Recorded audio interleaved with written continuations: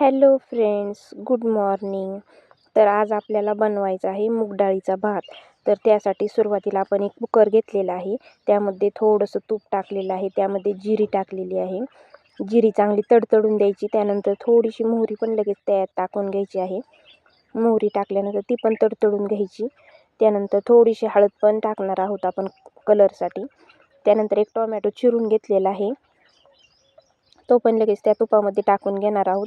Tomato चांगला पूर्णपणे शिजून देणार आहोत. तोपर्यंत त्याला कंटिन्यू हलवत राहायचं आहे. त्यानंतर त्यामध्ये थोडंसं चवीनुसार मीठ पण लगेच टाकून घ्यायचं आहे आपल्याला. मीठ टाकल्यामुळे टोमॅटो पटकन शिजला जाईल यासाठी.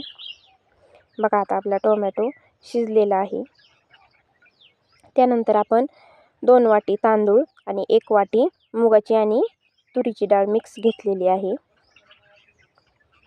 बघा अशा पद्धतीने आपण लगेच स्वच्छ धुवून घेतलेले आहे डाळ आणि तांदूळ.